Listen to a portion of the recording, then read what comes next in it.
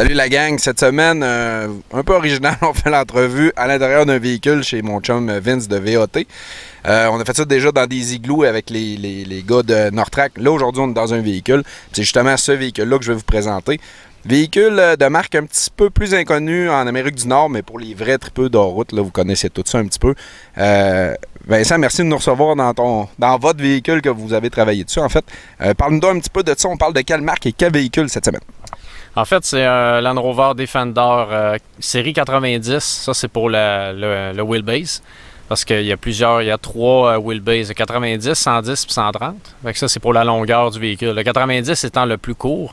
Puis c'est le véhicule de prédilection pour les amateurs de 4x4 parce que c'est lui que ça prend pour aller brasser, pour le petit deux portes. OK, on a fait le tour du véhicule. Pour l'année du véhicule, sais-tu moi où c'est vraiment équipé? Là, parce que je vois qu'il y a toutes les options électriques là-dessus et tout. Là. En fait, habituellement, le Defender n'est pas équipé vraiment parce que il est très proche de son frère militaire. Parce que si, par exemple, on prend un Hummer H1 versus un Humvee, c'est deux mondes. Mais le Land Rover Defender est très, très, très proche de la version militaire. Donc, on prend la version militaire, c'est presque les mêmes équipements. Mais celui-là, il y a vraiment toutes les options possibles, je dirais, sur un Defender. Donc oui, c'est quand même rare de voir ça parce qu'habituellement, il n'y a absolument rien d'électrique là-dessus. Là. Ben déjà, un véhicule aussi propre de ces années-là, c'est surprenant. Là. On les fait virer beaucoup les regards. Peux-tu nous parler un petit peu motorisation, un peu l'équipement qu'il y a là-dessus, s'il te plaît, Vincent? Oui, mais ça, c'est un véhicule qui a été importé dernièrement. Et puis, c'est pour ça qu'il est aussi clean, parce que, bon, il n'a pas roulé au Québec et tout, on connaît l'histoire. Celui-là, c'est un 96. Et puis, c'est un moteur V8 4 litres à essence. Habituellement, c'est des moteurs diesel, on appelle comme dans ces générations-là les 300 TDI, des moteurs ultra solides, extrêmement torqueurs à bas régime. Les gens de 4x4 pour aller justement dans la trail aiment beaucoup mieux le moteur diesel. Le moteur à essence, c'est pas ce qu'il y a de mieux comme choix là, dans les Defenders. Là. OK, fait qu'on serait mieux avec une option diesel, dans le fond, pour faire ce que nous, on préfère. Là. En effet, ça peut paraître cool, là, un V8 dans un petit body comme ça. Je dirais que quand on a un V8 à essence, peut-être l'option d'un swap, ça serait l'idéal. Soit ramener ça dans le moteur diesel, ou les gens plus fortunés, on a des swaps de V8 5 litres Ford, des LS, LS3, LSX, ça dépend des budgets. Ça fait des trucs complètement débiles, mais je dirais que si on y va modestement, la meilleure option, ça serait de remettre un bon vieux 300 TDI ou un TD5, là, ça serait vraiment la meilleure option là-dedans. OK, fait que si moi je veux me procurer un véhicule de ce type-là, dans ces marques-là, un Defender ou peu importe, un Land Rover, on n'en voit pas beaucoup ici. Je me retourne vers qui, puis comment je peux faire ça pour avoir ce type de véhicule-là à ma disposition? Il y en a partout dans le monde, des Defenders. Bon, au Québec, au Canada, en fait, on n'en a jamais vraiment eu. Il s'en est vendu un petit peu aux États-Unis. Mais ceux-là qui se sont vendus en Amérique sont sérieusement très atteints par la corrosion. Fait que ça, c'est un problème. Donc, il faut magasiner correctement son Defender. Idéalement, le voir en personne. Donc, si vous êtes capable d'aller en Europe, le magasiner, c'est encore mieux. Parce que les Defenders, la cabine est en aluminium.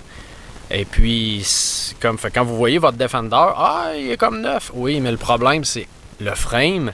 Le firewall en avant, il rouille, c'est leur problème. Et puis, on a aussi la corrosion à l'intérieur des portes. Fait que la porte peut paraître bien, mais à l'intérieur de la porte, c'est tout en métal, donc ça peut pourrir.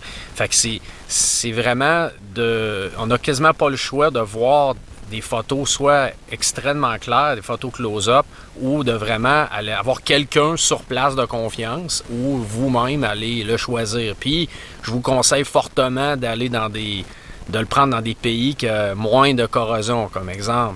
Ça peut être l'Italie, le Portugal, l'Espagne. Ces places-là, je dirais que c'est la meilleure place à trouver son Defender. C'est certain qu'en Angleterre, de un, vous allez avoir le volant à droite, puis ça, c'est une mauvaise idée.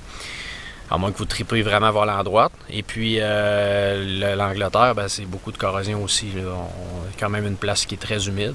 Donc, il faut faire attention là, pour ça. Okay, fait que c'est un véhicule propice aux cachettes, justement, parce que, comme tu dis, l'aluminium donne une belle vision.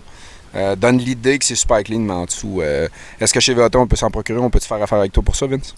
En effet, j'ai quelques contacts en Europe, aussi avec les gens de Desortistorm, donc on est capable même de voir sur place parce que j'ai des gens en Europe sur place. Donc oui, en effet, si vous vraiment voyez un Defender, ouais. Quand on parle de la corrosion, là encore, j'ai un client, en fait, il y a 2 ans, qui m'a amené son Defender, il m'a dit « Ah, juste une petite restauration, ça va ». Ça l'a pris un frame neuf. Là. Donc, ça peut arriver des très mauvaises surprises. Fait que vraiment, faites attention. Il faut vraiment des photos de partout. Là. C'est vraiment, oui, un des pires véhicules que...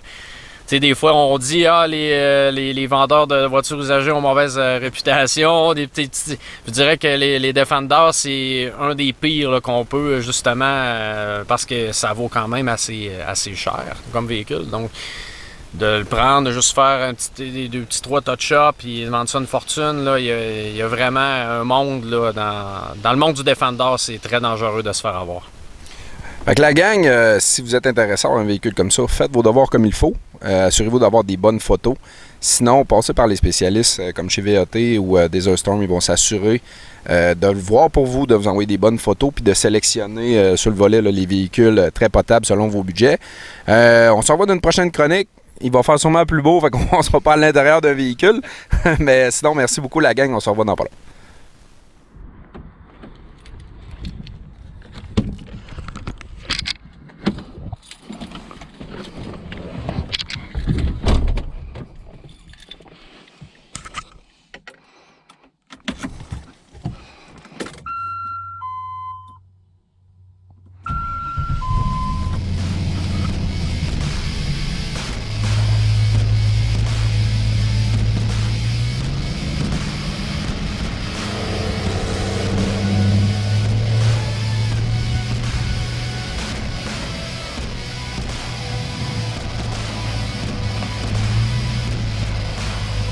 Et? Je suis comme un enfant, j'en veux un. C'est pas pour rien que c'est des légendes, c'est des...